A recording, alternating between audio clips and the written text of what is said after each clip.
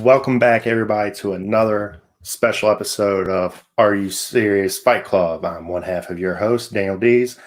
Alongside me, as always, is Matt Brecker. Tonight, it comes with a heavy heart that earlier this week, the fight game lost an absolute legend, one of the best middleweights who has ever lived, somebody who, when I love to spar, I love to switch hit. I love to go from southpaw to orthodox back to southpaw. I love to switch it up, and I have Marvin Hagler to thank for that. So tonight we're dedicating this episode to the marvelous Marvin Hagler.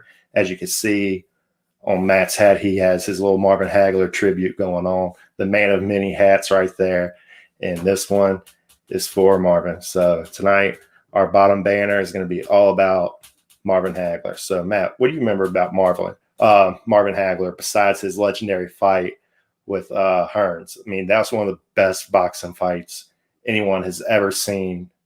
Like when people ask me for, like, if you could recommend me one fight in the boxing world, that's always my first go-to, along with Mickey Ward, Arturo Gatti, Buster Douglas upsetting Tyson, but the number one fight out of my mouth is always Marvin Hagler versus Tommy Hearns. So, Matt, what do you remember about him?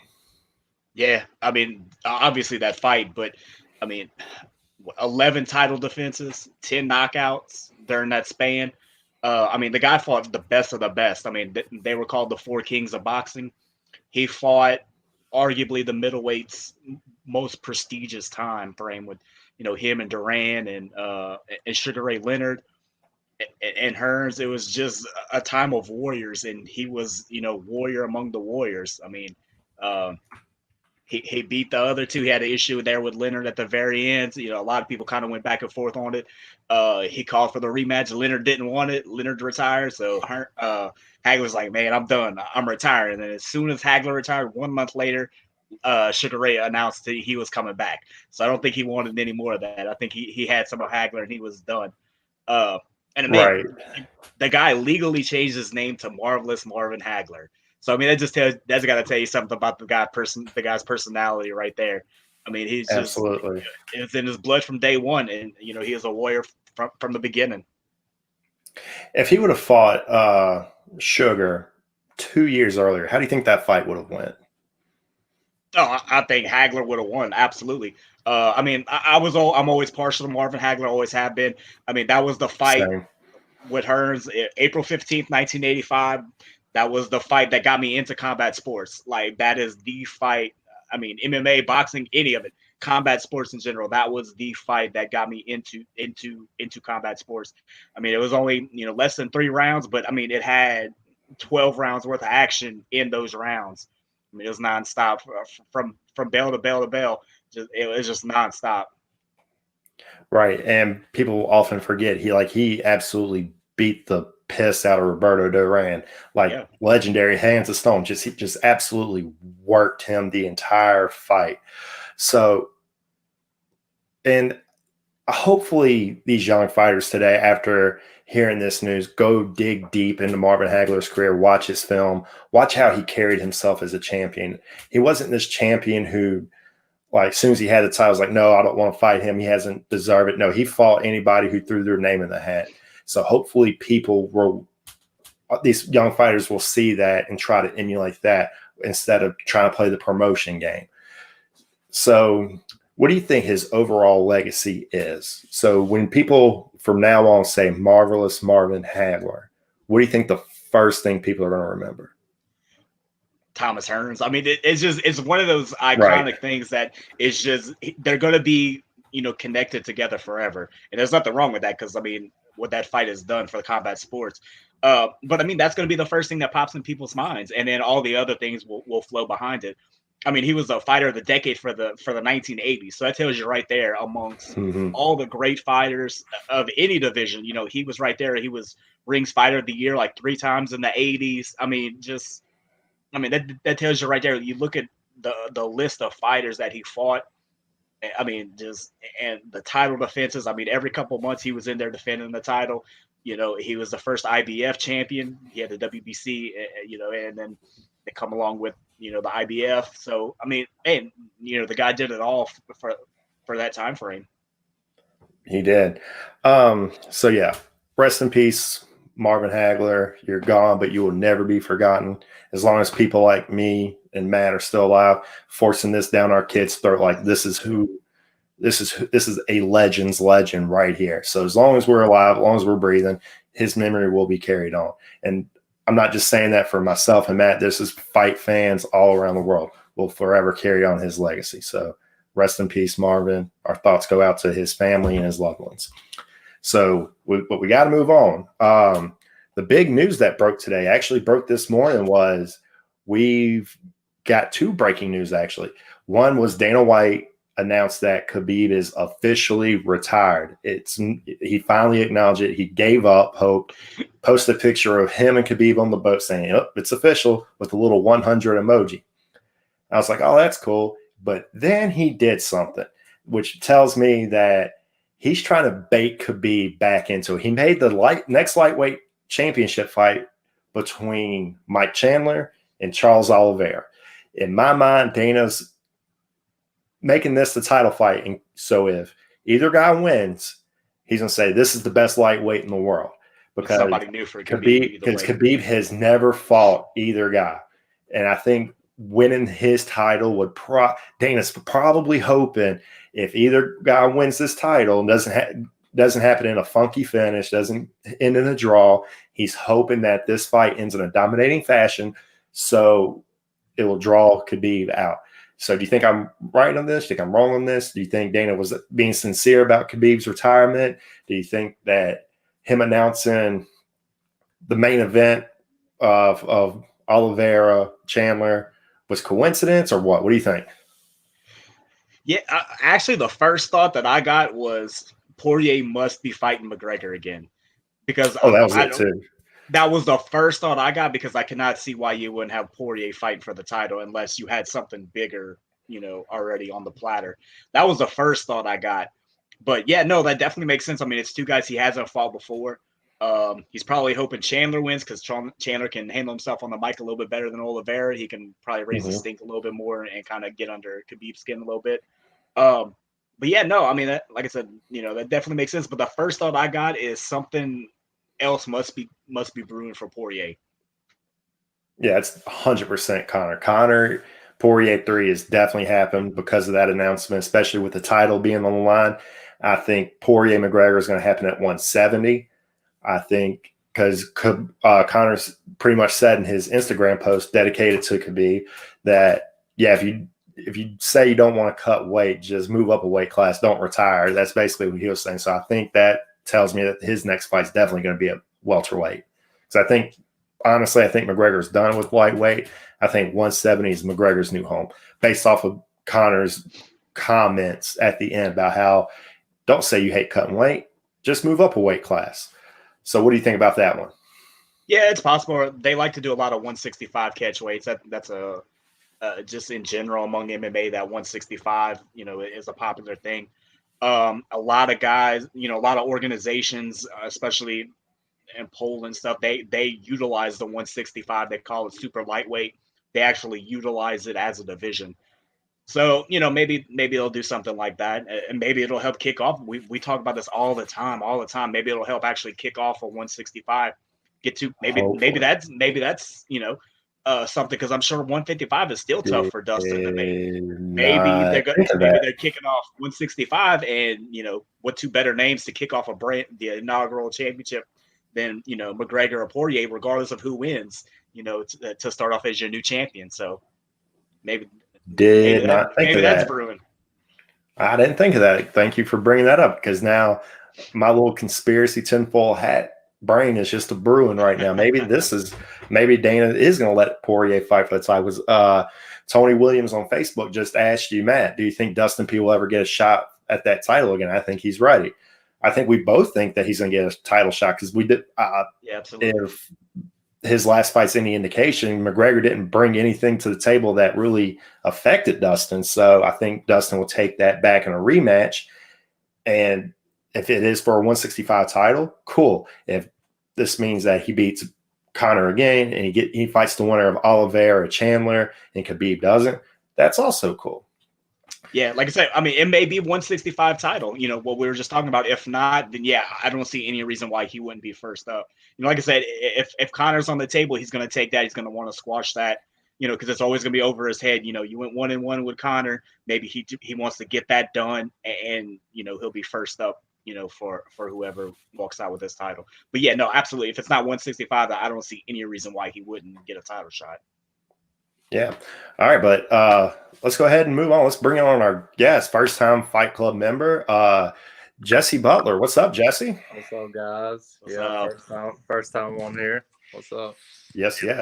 Jesse, you just had an absolute war with Trujillo back in February. So tell us about that fight.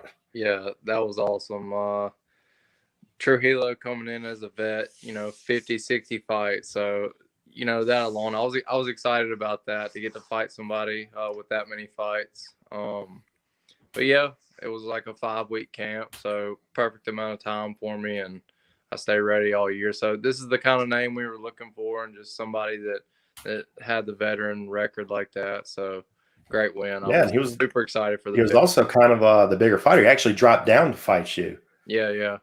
I believe he's actually fighting Brandon Davis tomorrow for GC MMA or something like that. Quick turnaround for him. They're fighting 155. I don't see how his cut is healed, because I have a little scar under my eye from the fight that's not healed yet. So I don't know. I'm interested to see that fight tomorrow. I had a grappling match against Brandon Davis a couple of years ago too, so I'm familiar with both the guys. Right. Michael Beavers on Facebook says, future champ. Bang, bang. Yeah, shout out to Michael Beavers. Cool. All right. So, Jesse, when is your next fight? We see Ray has a quick turnaround. When's yours? Yeah, we're thinking April 23rd. We're trying to finalize that right now. So I'll have some information on that hopefully here soon. Do you know who you're fighting, or are you keeping that little hush-hush? Yeah, we don't know for sure yet. I can't say any names. All right, that's cool. So, Blake Ruffino says Jesse Butler in the house. That's the boss of the network. So he's giving you some love right now. Thank you, brother. So, you got some good experience under your belt.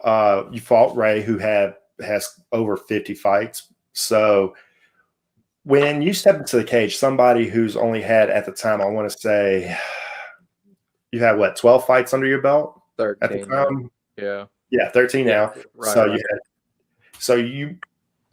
His experience totally eclipsed your experience. Was that intimidating at all for you? Yeah, it definitely is. I had 16 amateur fights, and not that the amateur fights are that big of a deal, but I had to go in a ring 16 times, and that really helped me, as I wouldn't be as good as I am now if I wouldn't have had those amateur fights. So that really made a difference, and I feel like a veteran when I'm in there. I feel comfortable in the cage now. Just going off my last 2 fights, and that's something I want to talk to Matt about. I didn't connect the dots of who you were until after AKA. I was super pumped after I found out you called the fight for Atlas at the beach, and then saw you at AKA. So that was awesome. Yeah. The boss asks, hashtag Ask Jesse, do you have the best mustache in fighting right now? Kind of hard to disagree right now. For sure, the best mustache. It's all natural too. I don't even use beard oil. Everybody's always asking if I got beard oil. No, I wake up and it's curled up. Oh my goodness! Like, that makes me jealous. Like, my beard right here. Like, if I want to be on your level, I have to put the cream in. I got to put the beard oil in. I'm going on the night out with the wife. You just wake up like that. We got to keep the stash going. Yeah, that's future trademark right there, sir. Sell some T-shirts with just the mustache on it, Jesse Butler. Yeah. I'd buy it in a heartbeat, to tell you the truth. Nice. So, what made you want to get into fighting? By the way, I love asking this question to every fighter that comes in here. What was the inspiration behind you wanting to get in that cage with the 4-ounce gloves on? Yeah. I've always been competitive. I played baseball. That was my first love. So I just walked into a gym one day and started sparring. I think my first day I sparred and grappled at a gym, and from then on, I kept going back every single night. So I was addicted right away. It was right after high school, so I was looking for something to do. And I literally never quit going. And 10 years in, every single night, I have nothing else better to do than to go train at the gym. So I love it, man. It's just, I enjoy fighting. I didn't know that I would like fighting until, I started fighting. So it's just one of those things. I was So you drawn, didn't I was grow up drawn to watching the sport. gym. Do what?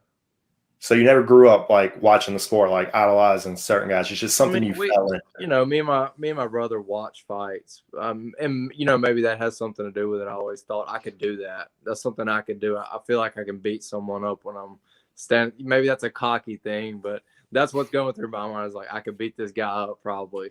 So I like fighting. I think fighters should have a level of cockiness to them, because if you go in there thinking I could beat this guy, then in my opinion, you have no business being in there at all. Yeah, absolutely. Yeah, you got to have a little cocky swag to you. Yeah, like our friend of the show, Austin Swallow, will tell you, like, you've got to have that swagger too. You've got to have that confidence. Otherwise, like, that's like half the battle, the mental game right there. And I think just by you saying that, that tells me that you've already got that mental game down pat. For sure. Yeah, it's something you work on. The older you get, I think you get a little smarter with the mental side of it. And that's what I try to work on. You're with yourself, all day while you're awake. So you have to train yourself in your head also, just like you would, getting ready for a fight. So, yeah, that's a great example. Right. So I'm looking at your record right now, and you fought some badass dude. You fought Michael McDonald. I mean, you didn't go your way, obviously. I'm saying you fought Mike Barnett, beast. Let's see, and that one was on the beach in Dallas. That was you fought Josh Deville, so also killer. So you've got a great resume for the local promotions. Like, I'm thinking this is probably one of the better resumes I've seen on anybody that's come on the show. So hats off to you on that, man. And so I'll say this too: a lot of my losses, I've lost to Levi by decision. I lost to Michael McDonald by decision. I had Colin Wright in a deep triangle in the first round. These are fights. Some of these fights I could have finished, and the opponents I faced, they're good.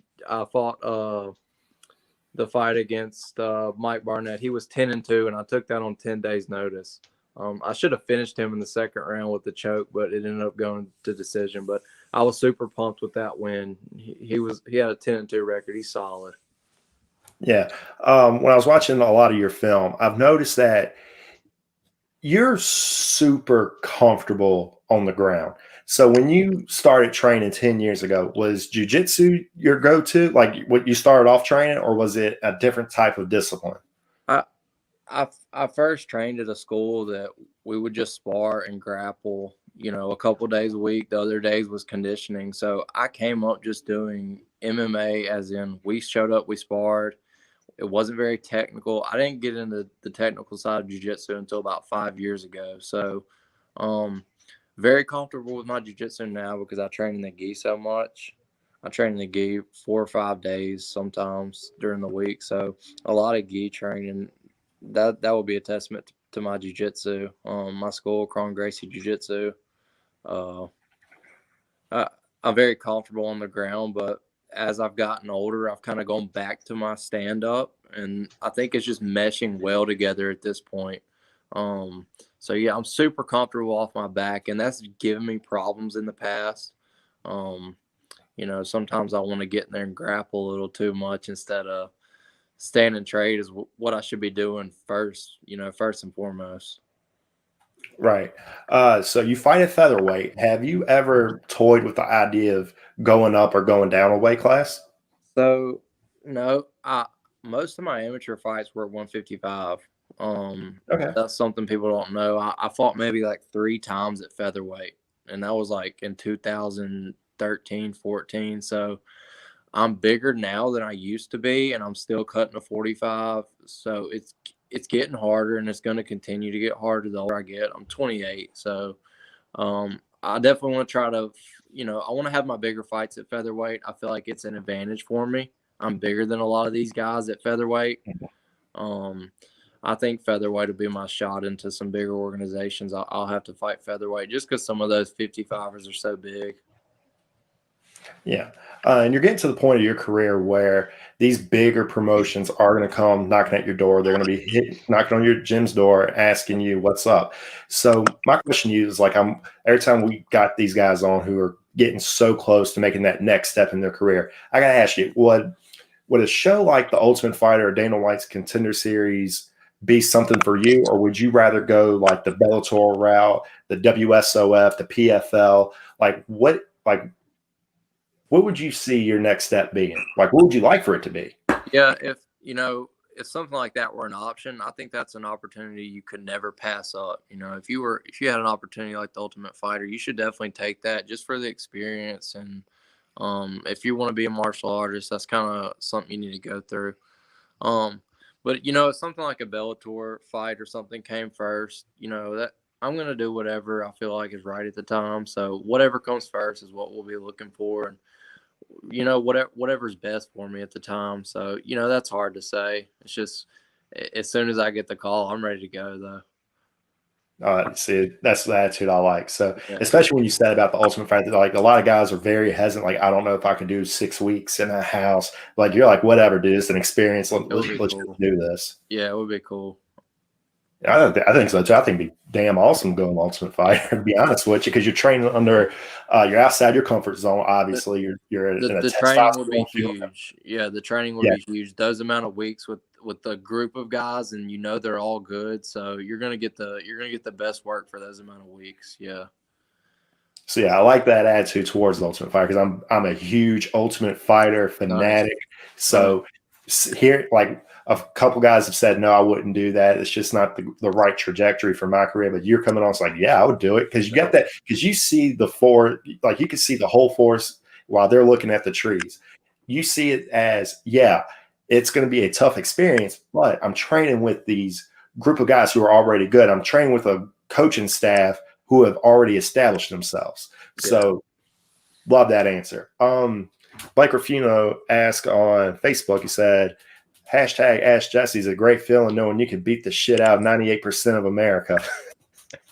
Yeah, it does feel good. I'm a smaller guy, so I don't think like that all the time. I only weigh 160 pounds, but yeah, it's a good feeling. It reminds me of that video that came out recently of the OU football player picking a fight in a bar bathroom with your boy, and the dude has like a little bit of cauliflower in his ear, and he's like, "Whatever, let's go." Like he was a much smaller. He took it back in like 15 seconds, I think. Yeah. Yeah, that was sweet. So, I mean, 160 pounds, 125 pounds, it doesn't matter, dude. That's like right. These days, you don't know who is well trained. That's right. Yeah. So tell the people watching on Facebook who doesn't know Jesse Butler, where do you train out of? Yeah, so I train in West Monroe. This is a small town. There's only a handful of gyms here, but we're Cron Gracie Jiu-Jitsu. We're his only school outside of his school, which is in Montana now. He just recently moved to Bozeman. We went up there for his seminar last week, actually. But so we're his only other school. So our jiu-jitsu and our fundamentals in our jiu-jitsu are really good. Our black belt at our school is a black belt under Chrome. So we're pretty much getting it, as good as it gets in jiu-jitsu. I go to the boxing club here. I do some sparring there, and I run the stand-up class at my school. And I think that's been really good for me. This past year and a half is buckling down on my class and getting it together. This is my first year doing it at our school. So that's been huge. And I think running the class has helped me so much with my stand-up. I know y'all have seen it over the past couple fights. Just I'm more comfortable on my feet. I feel good in there just in general, So I'm working on things that I need to work on each day in my class. And these guys are drilling it with me every day. So the support system I have at my school, when I have a fight coming up, these guys are pretty much working for me every day. So super grateful for my team. And I think it's good to have a small team sometimes. We're not a small school. We have 40 students on the mat sometimes. So a lot of guys in there to help me, guys and girls both. Yeah. Any people at your gym we should be looking out for in the future?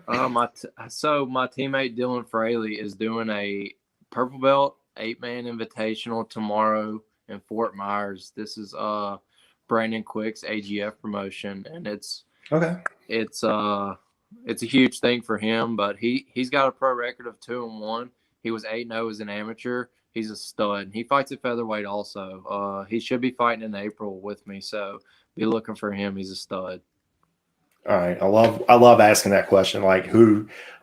Who's somebody in your gym we should be on the lookout for, just so when that name does pop up. This kid's jiu-jitsu and wrestling is freakish. When y'all see him fight, he goes for the kill. He's a stud. That's what I like to hear. I love the pure grapplers who go from wrestling. As soon as it goes down, it's like, okay, now it's time to work the jiu-jitsu. Yeah, he's a Khabib.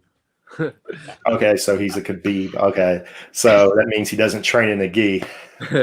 He does train in the gi. He's a psycho. Okay, that's dangerous right there. A wrestler in the gi. That terrifies me. Yeah. All right, now Blake pointed out that OU football player was 225 pounds, so that guy was just a smidge smaller than me. So hey, yeah, that's a big deal. All right, so what was I about to go for?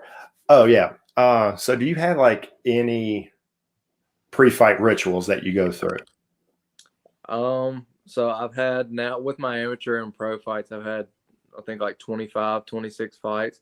I've worn the same. I wear a 3-piece set under my fight shorts. It's like underwear, my jock strap, and my other like underwear that go over that. It's a 3-piece set, and I've worn it for every fight. And dude, they're falling apart, but I'm gonna try to wear them for every fight I ever have. Oh man, I do wash it. Blake, I do wash it. And Blake wants to know your opinion on this. Should Matt Brecker get into fighting? How old are you, Matt? Old, 36. He's still got a shot. I actually do some amateur box. I'm training a little bit under Kurt Holloway with my striking. So yeah, they're actually looking into doing some amateur boxing. So that's about as far as you'll get me into it. But yeah, that's in the works. Nice.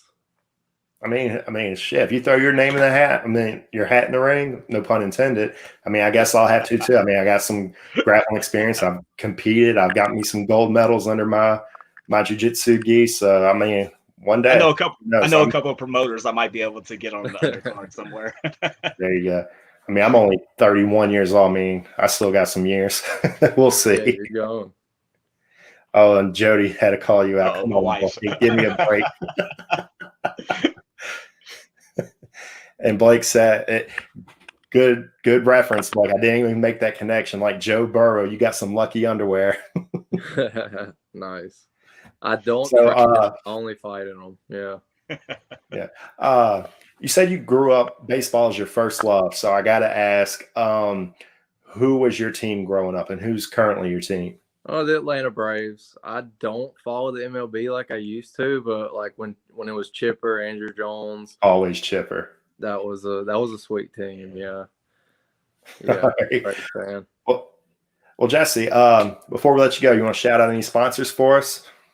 Big shout out to 4D. I just signed with them. It's an energy supplement company. Yeah. Big deal. So that just went through this week, and my gym, Cron Gracie Jiu-Jitsu, I'll shout them out again. All right, man. Well, thank you for coming on, Jesse. Good luck on your next fight. Yeah.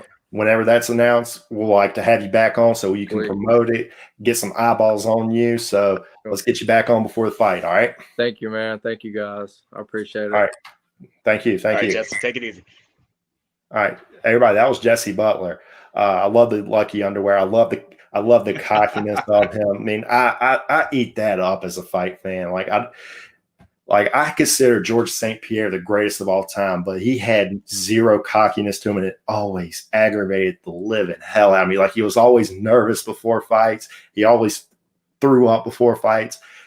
But at the same time, he's my GOAT. But it's just that was the one complaint I've always had for George St. Pierre, was that he never had that swagger to him. And I think that's why people – guys like Jesse are different. I've had the honor of being cage side for a couple of his fights. I actually called the Mike Barnett fight at Atlas.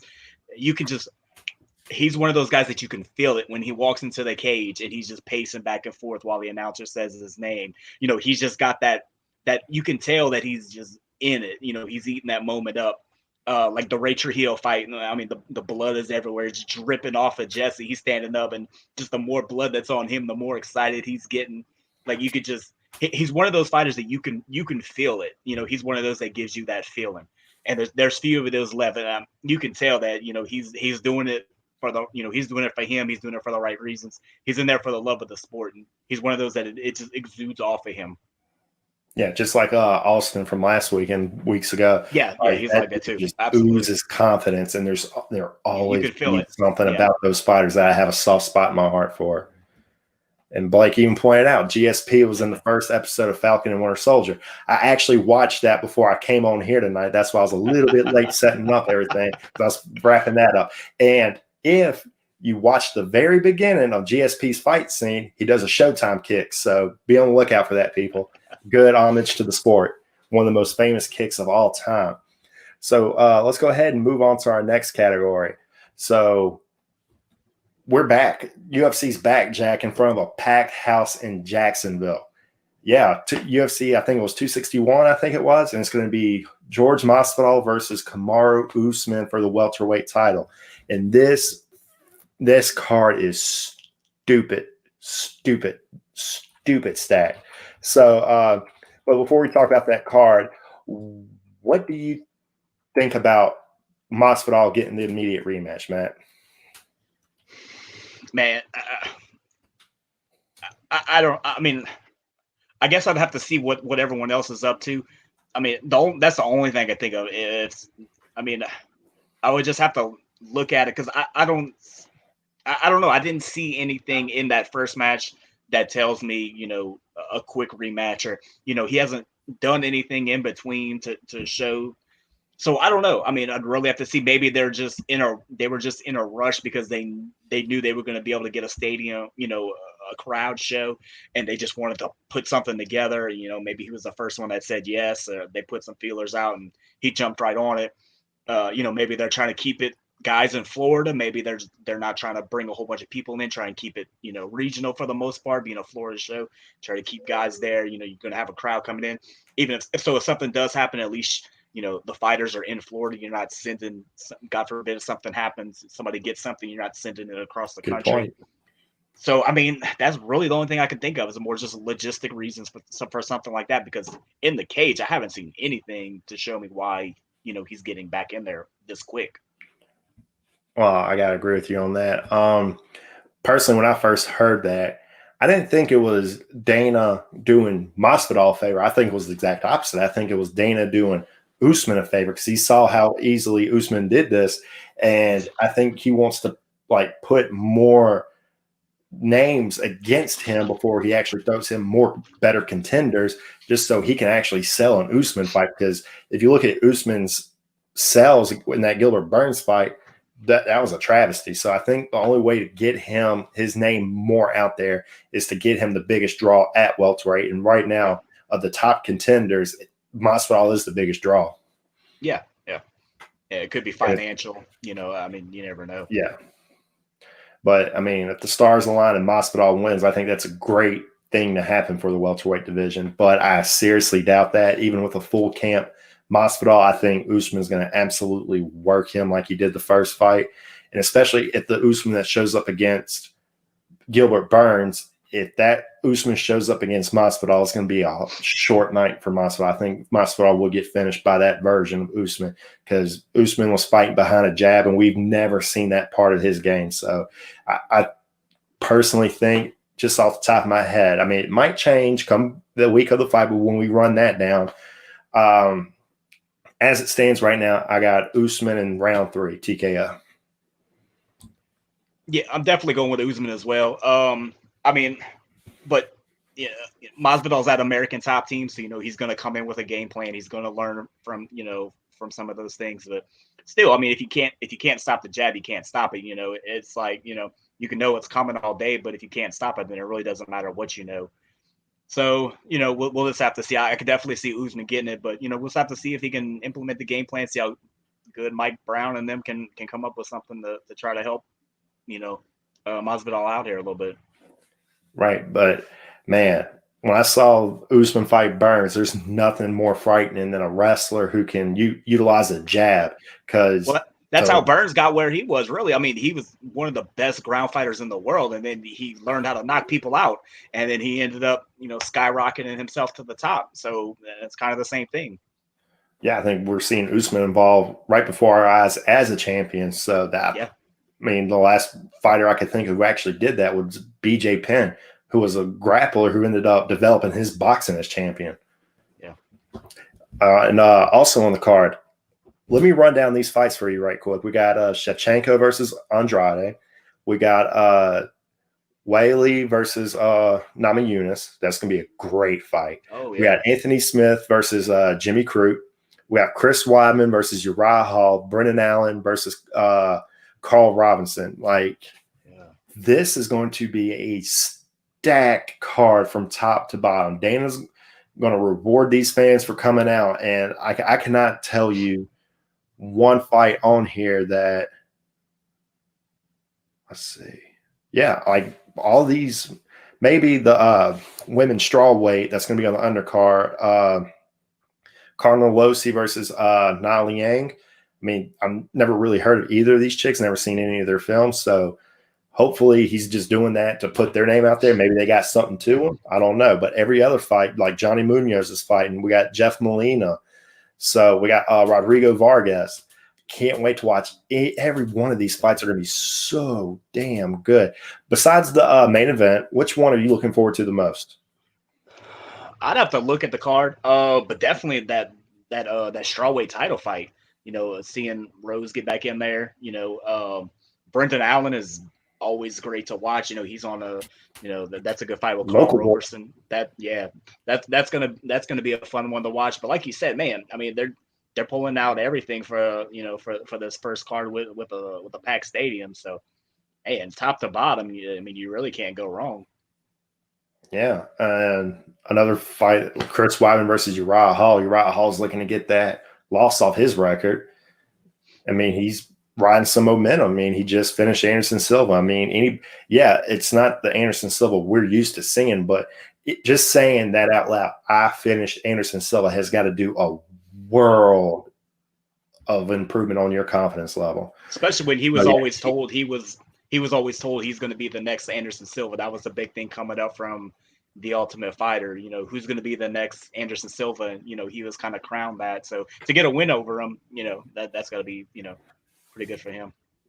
So yeah, can't wait for that one. As soon as that card got put together, that made me smile from ear to ear. Yeah. All right, so moving on. Let's go to the boxing ring now. Let's talk about Tyson Fury versus Anthony Joshua. They both signed up for a doubleheader, back-to-back fights, unification bouts. So what's your initial thoughts on these? I mean, I think number 3 between Wilder, I think that fight's down. I think we'll ever see Fury Wilder 3. So nothing left to look forward to than Anthony Joshua versus Tyson Fury. So what's your initial thoughts on that? The first thought I got was the first fight's going to be a draw. Because that's just how it always seems to happen when something like this is going to happen. Just so that second one is a blockbuster.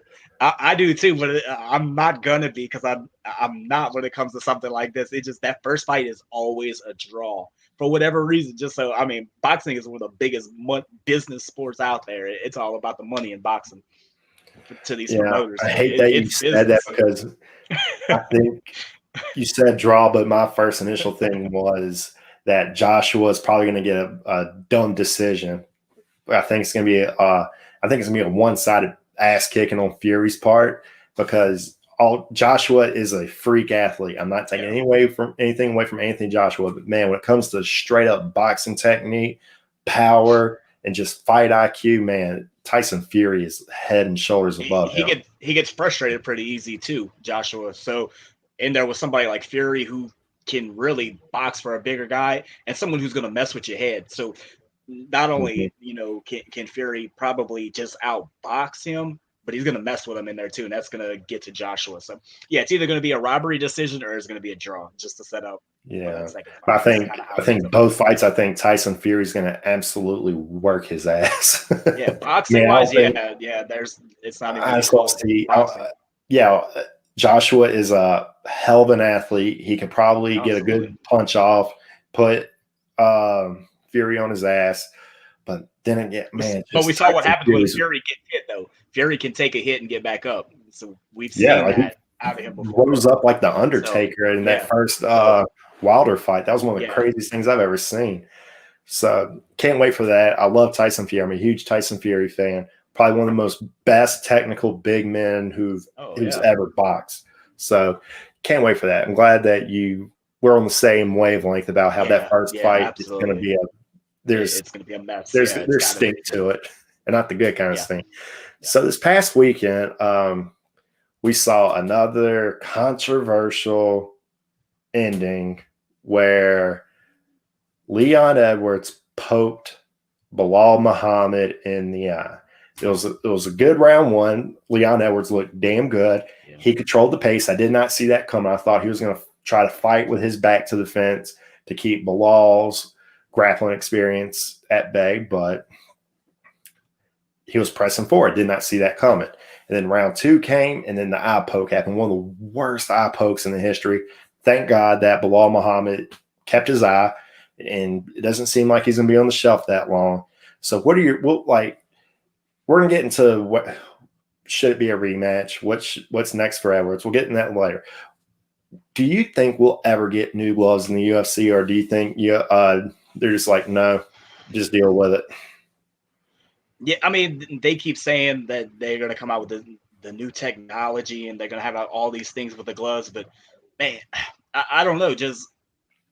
I mean, if they extend the fingers, I don't know. But I know a lot of then it becomes it prohibits grapplers, with their being able to maneuver with their fingers. So it kind of puts you in a unique spot because it's not like other sports. It's like boxing and it's like wrestling and grab. Like it's a bunch of different things mixed together. So you have to be able to accommodate all the angles. So you're not prohibiting one angle over another. So that's kind of where your troubles lie. But I mean, I don't know what else they can do. I mean, aside from, putting them in, almost like the karate type gloves where, the top is covered and the bottom's exposed. But I mean, I don't know. I don't know what else they can do to where it doesn't prohibit a different angle of the sport. Personally, I think they should switch to the Pride gloves. I mean, they own the property rights to everything Pride fighting. Why not just change the glove? I mean, I know that's one of Dana White's biggest things. Well, we own the rights to this glove. Why would we change something that we don't own the rights to? So I would love to see them use Pride gloves because that didn't hinder grapplers one bit. I mean, we've seen the Nogueiras, we've seen Verdun, we've seen Bustamante, we've seen elite grapplers, we've seen elite wrestlers, Kevin Randleman, Mark Coleman, we've seen Sambo guys, Fedor. I mean, we've seen them all in Pride. So why not just switch to that glove where the natural motion, whereas this is the natural motion for a UFC glove, Pride gloves, your fingers are still down. So when you're extending that, you got to actually make effort to poke. So what do you think should happen to fighters who even get one eye poke? I mean, it doesn't end the fight. Do you think it should be automatic point deduction? Well, I thought it was already supposed to be. I thought but that's the thing with commissions is every commission. John Jones. Yeah, I mean, unless you're John Jones, you can do whatever you want. But yeah, I mean, I know some commissions do. Some are very strict on it. Some are very lax, and that's the problem with MMA and boxing is every state is its own commission. So you can go to 50 states and have 50 different rules. Right. So that's going to be a problem too. I mean, some are. I mean, if it happens once, you're getting a point off. Some kind of let it go. So until everybody's on the same page, yeah. I mean, it should because it's one of the things they talk about. Like I said, I've said this before, and those pre-fight meetings, that's one of the things they go over. Watch your fingers. Don't extend. You're not supposed to be able to extend out. To create space. They tell them all these things, and they know all this going into it. Don't grab the cage. All that. It's all tied into that, and it's just a matter of if the referees and the commission push hard enough on it as punishment. But that's the thing. One state may, and then you go next door to the next state, and they may not be as tough on it. Where some things are with the 3 points of contact, it's different in one state, and you go to the next state, You got to clarify what's 3 points of contact or if it even exists. So, I mean, it's almost like you got to have a book with you on every state, until you get something more unified. I think any rule is going to be a mess. Do you think we'll ever see a grand, global, unified rule set? Never. There's my little hopes and dream right now. Like, there's too many chefs in the kitchen for that. Everybody wants to be in charge. Everybody wants to be involved. Everybody wants to run their own commission. There's too many egos and too many for this kind of sport to be unified like that. It's never going to happen ever. Sorry. Yeah, I think we're better off. I think we're better off trying to achieve world peace before we get unified fight rules. I think we'll see a Bears land a big name quarterback in free agency before we see any of that. Just land a quarterback. Dude, I seriously thought the Bears were going to land Russell Wilson. Then I get the notification, Andy Dalton. Like, my first thought was like, poor Chicago. I was upset. But Illinois basketball, at least they're looking good right now. So at least got that to fall back. They were disrespectful today. They won by 29 points. So they're looking good. During dismissal, I was watching on my little laptop of Illinois just draining, just absolutely killing them. Like, that was probably one of the more disrespectful displays of college basketball I've seen. Illinois is a problem. I got Gonzaga winning the whole thing, no disrespect, but man, Illinois is probably the second best team in the country right now. Yeah, all right, they're getting hot. So anyway, back to MMA. We're not here to talk balls, though. We're not here to talk like shoot the ball through the hoop. We're here to talk about fist to face. That is our art right there.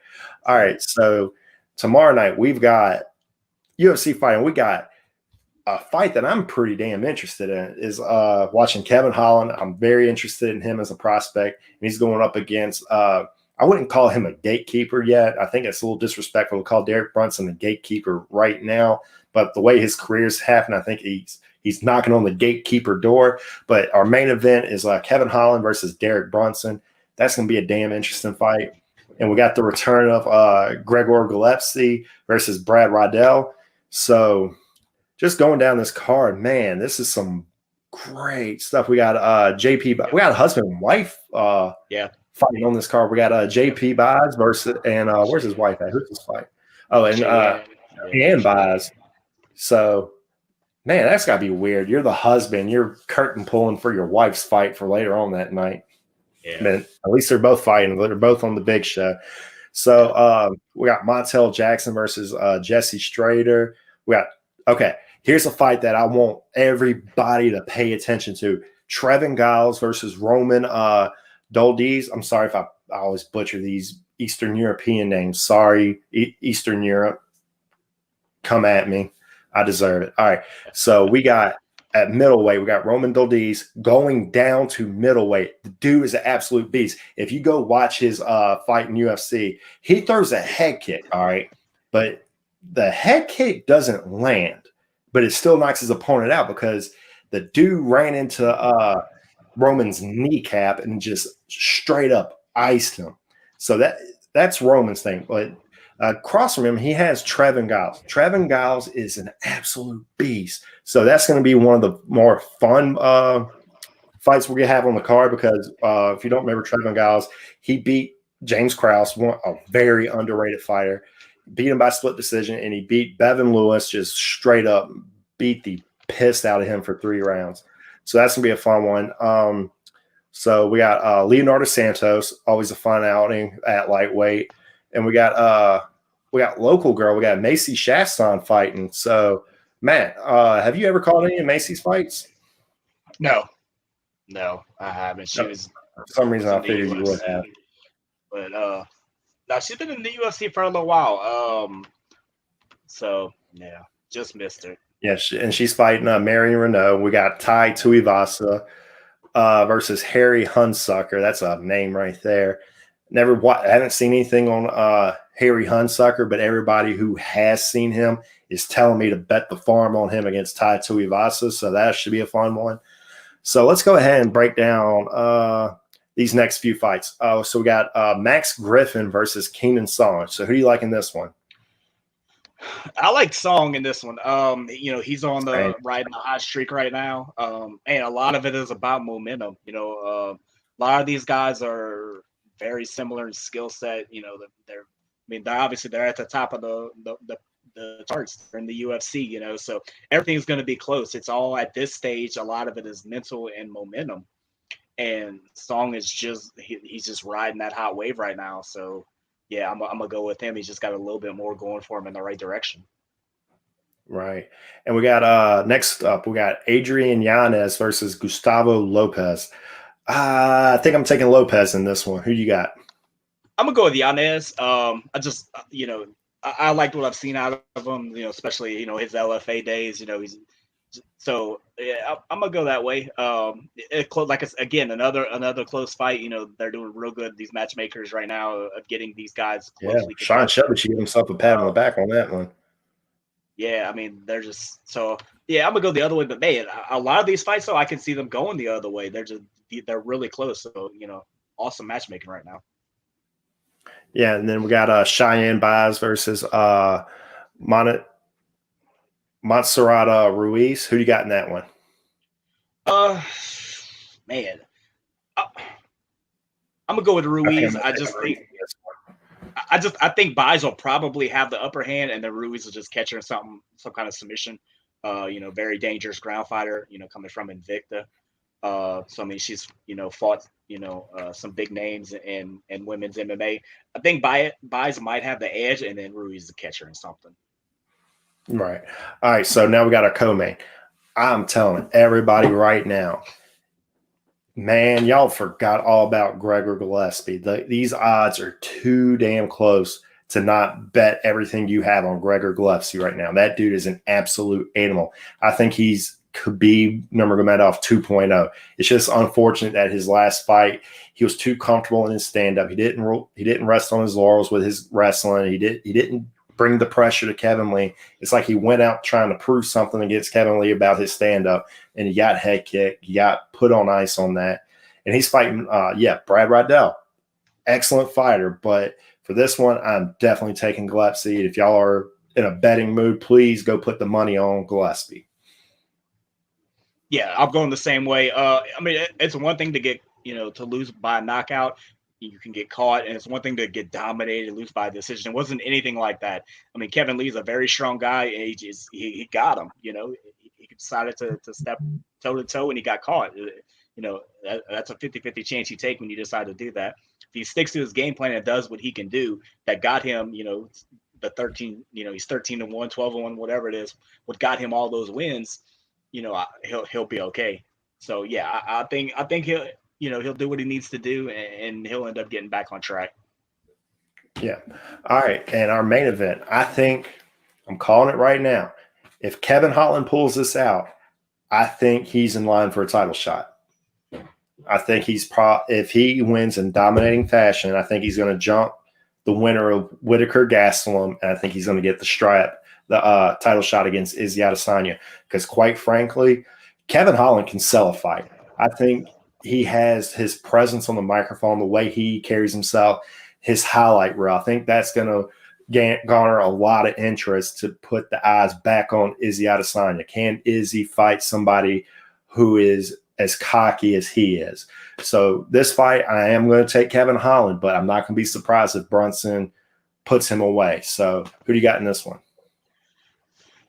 Yeah, I'm going to go with Holland. Like you said, same thing, Brunson, it wouldn't be a surprise if he can. That's kind of what he does. He kind of catches people. Dude's a powerhouse. Yeah, absolutely. So, you can't underrate him. Holland, he's won like 5 in a row, 6 in a row.